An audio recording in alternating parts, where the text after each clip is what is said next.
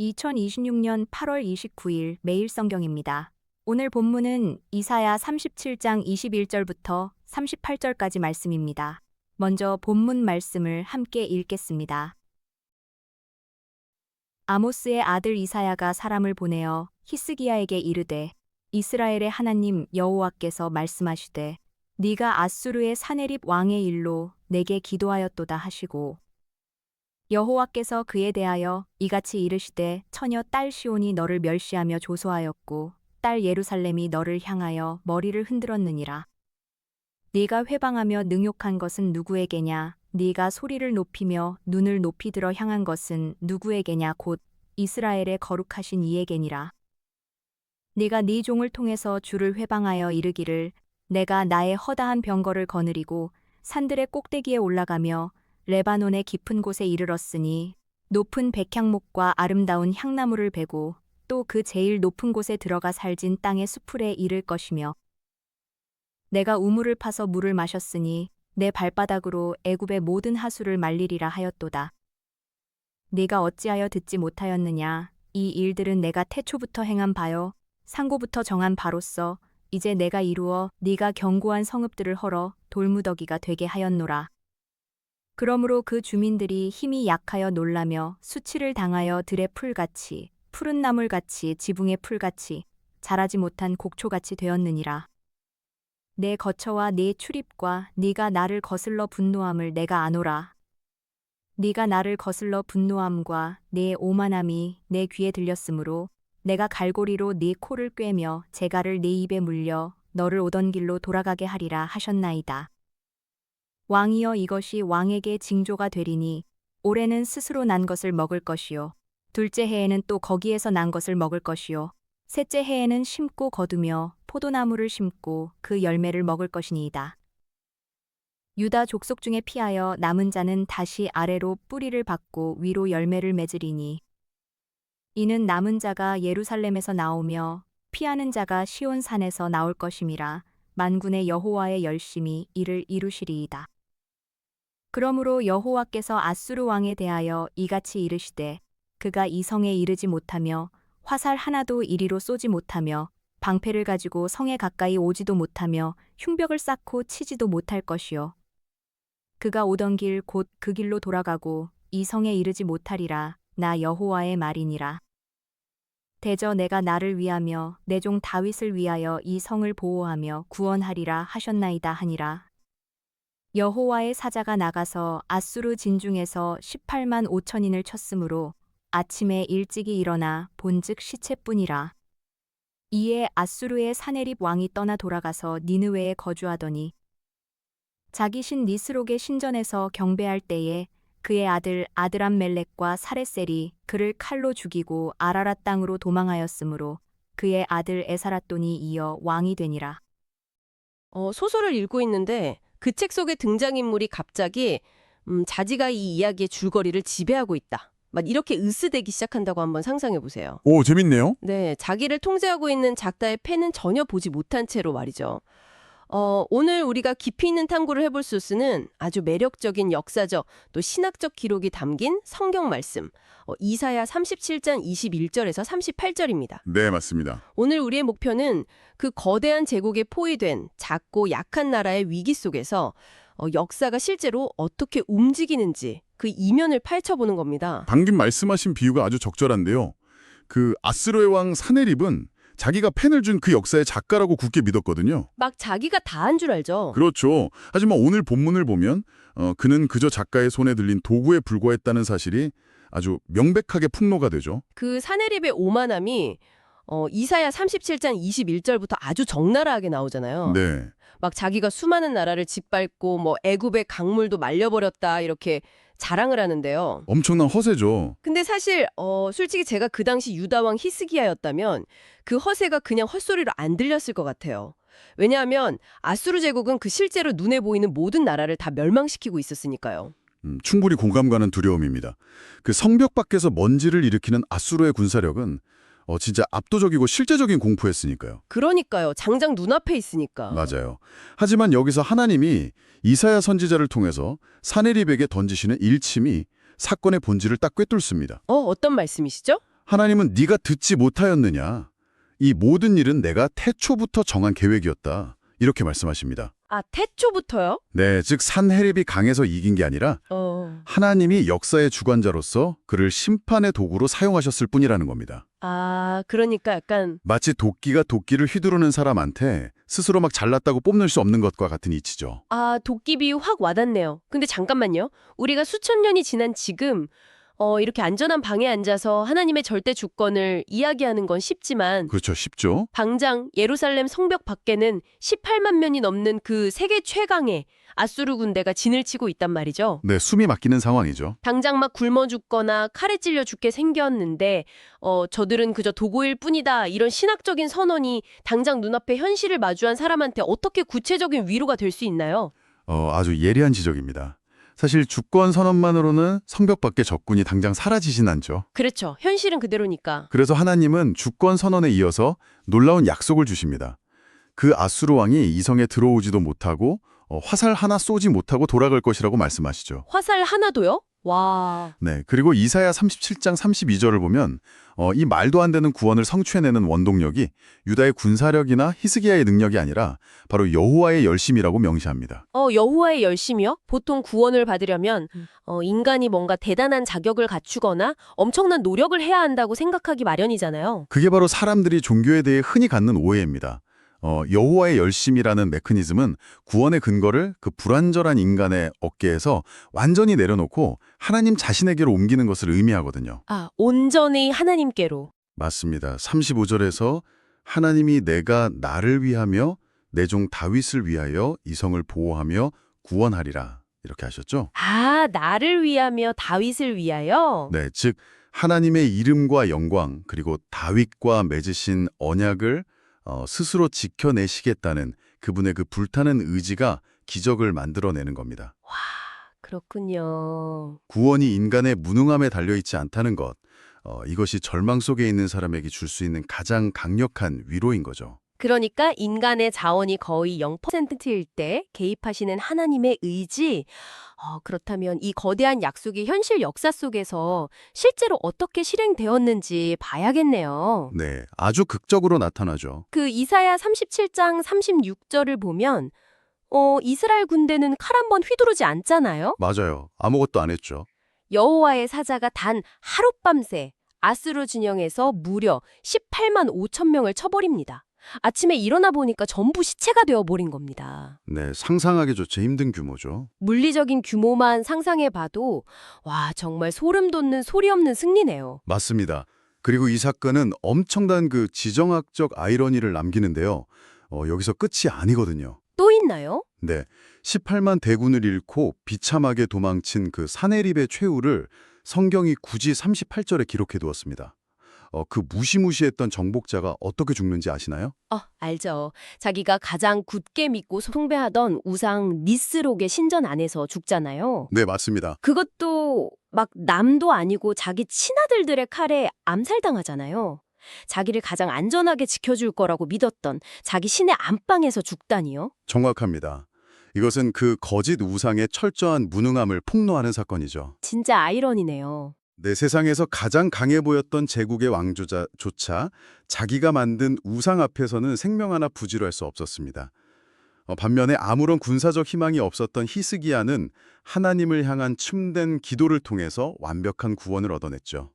아, 극명하게 비교가 되네요. 네, 누가 진짜 역사를 움직이는 참된 구원자인지 가장 확실하게 대조되는 순간입니다.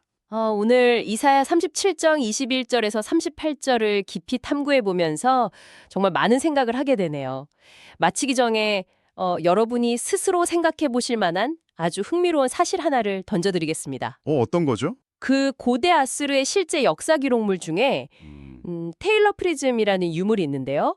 거기 보면 사네립이 유다 왕 히스기야를 그 새장에 갇힌 새처럼 가두었다. 이렇게 엄청나게 자랑을 해놨습니다. 아, 네, 유명한 유물이죠. 네, 하지만 이상하게도 그 포위망이 어떻게 끝났는지 또 왜 예루살렘을 정복하지 못하고 빈손으로 돌아가야만 했는지에 대한 기록은 아주 쏙 빠져 있죠. 자기들에게 불리한 진실은 그냥 은폐해버리는 전형적인 고대 언론 플라이군요. 그렇죠. 이걸 보면 그런 생각이 듭니다. 우리가 매일 뉴스를 통해 보는 세상의 권력이나 거대한 흐름들도 어쩌면 역사를 움직이시는 하나님의 보이지 않는 손을 필사적으로 감추려 하는 현대판 아수르의 언론 플레이에 불과한 건 아닐까요? 정말 날카로운 통찰이네요. 네, 다음번에 거대한 세상의 힘이 당신을 위협하며 자기들이 역사의 주인공이라고 떠드는 소리를 들으실 때 진짜 작가가 누구인지 한 번쯤 떠올려 보시길 바랍니다. 오늘 깊이 있는 탐구는 여기서 마치겠습니다. 성경을 읽겠습니다. 예레미야 35장에서 37장 말씀입니다. 유다의 요시야 왕의 아들 여호야김 때에 여호와께로부터 말씀이 예레미야에게 임하여 이르시되 너는 레갑 사람들의 집에 가서 그들에게 말하고 그들을 여호와의 집 한방으로 데려다가 포도주를 마시게 하라 하시니라. 이에 내가 하바시냐의 손자요 예레미야의 아들인 야하사냐와 그의 형제와 그의 모든 아들과 모든 레갑 사람들을 데리고 여호와의 집에 이르러 익다랴의 아들 하나님의 사람 하난의 아들들의 방에 들였는데 그 방은 고관들의 방 곁이요 문을 지키는 살룸의 아들 마아세야의 방 위더라. 내가 레갑 사람들의 후손들 앞에 포도주가 가득한 종지와 술잔을 놓고 마시라 권하매 그들이 이르되 우리는 포도주를 마시지 아니하겠노라. 레갑의 아들 우리 선조 요나답이 우리에게 명령하여 이르기를 너희와 너희 자손은 영원히 포도주를 마시지 말며 너희가 집도 짓지 말며 파종도 하지 말며 포도원을 소유하지도 말고 너희는 평생 동안 장막에 살아라. 그리하면 너희가 머물러 사는 땅에서 너희 생명이 길리라 하였으므로 우리가 레갑의 아들 우리 선조 요나답이 우리에게 명령한 모든 말을 순종하여 우리와 우리 아내와 자녀가 평생 동안 포도주를 마시지 아니하며 살 집도 짓지 아니하며 포도원이나 밭이나 종자도 가지지 아니하고 장막에 살면서 우리 선조 요나답이 우리에게 명령한 대로 다 지켜 행하였노라. 그러나 바벨론의 느부갓네살 왕이 이 땅에 올라왔을 때에 우리가 말하기를 갈대아인의 군대와 수리아인의 군대를 피하여 예루살렘으로 가자 하고 우리가 예루살렘에 살았노라. 그때에 여호와의 말씀이 예레미야에게 임하여 이르시되 만군의 여호와 이스라엘의 하나님께서 이와 같이 말씀하시니라. 너는 가서 유다 사람들과 예루살렘 주민에게 이르기를 너희가 내 말을 들으며 교훈을 받지 아니하겠느냐? 여호와의 말씀이니라. 레갑의 아들 요나답이 그의 자손에게 포도주를 마시지 말라 한 그 명령은 실행되도다. 그들은 그 선조의 명령을 순종하여 오늘까지 마시지 아니하거늘 내가 너희에게 말하고 끊임없이 말하여도 너희는 내게 순종하지 아니하도다. 내가 내 종 모든 선지자를 너희에게 보내고 끊임없이 보내며 이르기를 너희는 이제 각기 악한 길에서 돌이켜 행위를 고치고 다른 신을 따라 그를 섬기지 말라. 그리하면 너희는 내가 너희와 너희 선조에게 준 이 땅에 살리라 하여도 너희가 귀를 기울이지 아니하며 내게 순종하지 아니하였느니라. 레갑의 아들 요나답의 자손은 그의 선조가 그들에게 명령한 그 명령을 지켜 행하나 이 백성은 내게 순종하지 아니하도다. 그러므로 만군의 여호와 이스라엘의 하나님께서 이와 같이 말씀하시니라. 보라, 내가 유다와 예루살렘의 모든 주민에게 내가 그들에게 대하여 선포한 모든 재앙을 내리리니 이는 내가 그들에게 말하여도 듣지 아니하며 불러도 대답하지 아니함이니라 하셨다 하라. 예레미야가 레갑 사람의 가문에게 이르되 만군의 여호와 이스라엘의 하나님께서 이와 같이 말씀하시기를 너희가 너희 선조 요나답의 명령을 순종하여 그의 모든 규율을 지키며 그가 너희에게 명령한 것을 행하였도다. 그러므로 만군의 여호와 이스라엘의 하나님께서 이와 같이 말씀하시니라. 레갑의 아들 요나답에게서 내 앞에 설 사람이 영원히 끊어지지 아니하리라 하시니라. 유다의 요시야 왕의 아들 여호야김 제4년에 여호와께로부터 예레미야에게 말씀이 임하니라. 이르시되 너는 두루마리 책을 가져다가 내가 네게 말하던 날 곧 요시야의 날부터 오늘까지 이스라엘과 유다와 모든 나라에 대하여 내가 네게 일러준 모든 말을 거기에 기록하라. 유다 가문이 내가 그들에게 내리려 한 모든 재난을 듣고 각기 악한 길에서 돌이키리니 그리하면 내가 그 악과 죄를 용서하리라 하시니라. 이에 예레미야가 네리야의 아들 바룩을 부르매 바룩이 예레미야가 불러주는 대로 여호와께서 그에게 이르신 모든 말씀을 두루마리 책에 기록하니라. 예레미야가 바룩에게 명령하여 이르되 나는 붙잡혔으므로 여호와의 집에 들어갈 수 없으니 너는 들어가서 내가 말한 대로 두루마리에 기록한 여호와의 말씀을 금식일에 여호와의 성전에 있는 백성의 귀에 낭독하고 유다 모든 성읍에서 온 자들의 귀에도 낭독하라. 그들이 여호와 앞에 기도를 드리며 각기 악한 길을 떠나리라. 여호와께서 이 백성에 대하여 선포하신 노여움과 분이 크니라. 네리야의 아들 바룩이 선지자 예레미야가 자기에게 명령한 대로 하여 여호와의 성전에서 책에 있는 여호와의 모든 말씀을 낭독하니라. 유다의 요시야 왕의 아들 여호야김의 제5년 9월에 예루살렘 모든 백성과 유다 성읍들에서 예루살렘에 이른 모든 백성이 여호와 앞에서 금식을 선포한지라. 바룩이 여호와의 성전 윗들 곧 여호와의 성전에 있는 세문 어귀 곁에 있는 사반의 아들 서기관 그마랴의 방에서 그 책에 기록된 예레미야의 말을 모든 백성에게 낭독하니라. 사반의 손자여 그마랴의 아들인 미가야가 그 책에 기록된 여호와의 말씀을 다 듣고 왕궁에 내려가서 서기관의 방에 들어가니 모든 고관 서기관 엘리사마와 스마야야의 아들 들라야와 악볼의 아들 엘라단과 사반의 아들 그마랴와 하나냐의 아들 시드기야와 모든 고관이 거기에 앉아 있는지라. 미가야가 바룩이 백성의 귀에 책을 낭독할 때에 들은 모든 말을 그들에게 전하매 이에 모든 고관이 구시의 증손 셀레미야의 손자 느다냐의 아들 여우디를 바룩에게 보내 이르되 너는 백성의 귀에 낭독한 두루마리를 손에 가지고 오라. 네리야의 아들 바룩이 두루마리를 손에 가지고 그들에게로 오니 그들이 바룩에게 이르되 앉아서 이를 우리 귀에 낭독하라. 바룩이 그들의 귀에 낭독하매 그들이 그 모든 말씀을 듣고 놀라 서로 보며 바룩에게 이르되 우리가 이 모든 말을 왕에게 아뢰리라. 그들이 또 바룩에게 물어 이르되 너는 그가 불러주는 이 모든 말을 어떻게 기록하였느냐 청하노니 우리에게 알리라. 바룩이 대답하되 그가 그의 입으로 이 모든 말을 내게 불러주기로 내가 먹으로 책에 기록하였노라. 이에 고관들이 바룩에게 이르되 너는 가서 예레미야와 함께 숨고 너희가 있는 곳을 사람에게 알리지 말라 하니라. 그들이 두루마리를 서기관 엘리사마의 방에 두고 뜰에 들어가 왕께 나아가서 이 모든 말을 왕의 귀에 아뢰니 왕이 여후디를 보내어 두루마리를 가져오게 하매 여후디가 서기관 엘리사마의 방에서 가져다가 왕과 왕의 곁에 선 모든 고관의 귀에 낭독하니 그때는 9째 달이라 왕이 겨울 궁전에 앉았고 그 앞에는 불 피운 화로가 있더라. 여후디가 서너 쪽을 낭독하면 왕이 면도칼로 그것을 연하여 베어 화로 불에 던져서 두루마리를 모두 태웠더라. 왕과 그의 신하들이 이 모든 말을 듣고도 두려워하거나 자기들의 옷을 찢지 아니하였고 엘라단과 들라야와 그마랴가 왕께 두루마리를 불사르지 말도록 아뢰어도 왕이 듣지 아니하였으며 왕이 왕의 아들 여라무엘과 아스리엘의 아들 스라야와 압디엘의 아들 셀레미야에게 명령하여 서기관 바룩과 선지자 예레미야를 잡으라 하였으나 여호와께서 그들을 숨기셨더라.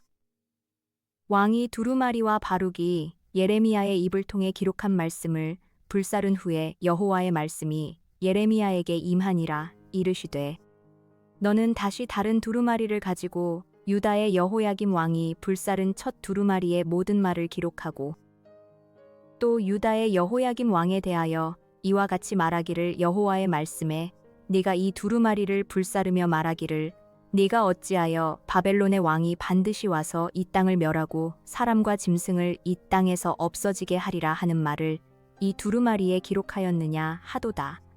그러므로 여호와께서 유다의 왕 여호야김에 대하여 이와 같이 말씀하시니라. 그에게 다윗의 왕위에 앉을 자가 없게 될 것이요 그의 시체는 버림을 당하여 낮에는 더위 밤에는 추위를 당하리라.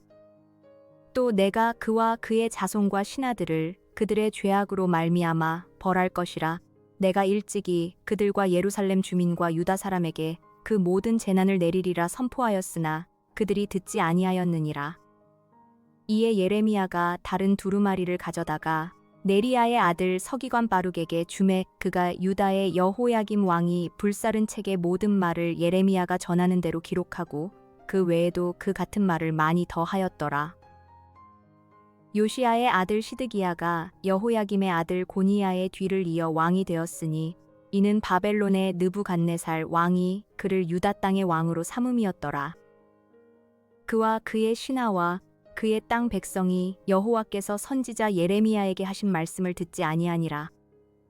시드기야 왕이 셀레미야의 아들 여후갈과 마아세야의 아들 제사장 스바냐를 선지자 예레미야에게 보내 청하되 너는 우리를 위하여 우리 하나님 여호와께 기도하라 하였으니 그때에 예레미야가 갇히지 아니하였으므로 백성 가운데 출입하는 중이었더라.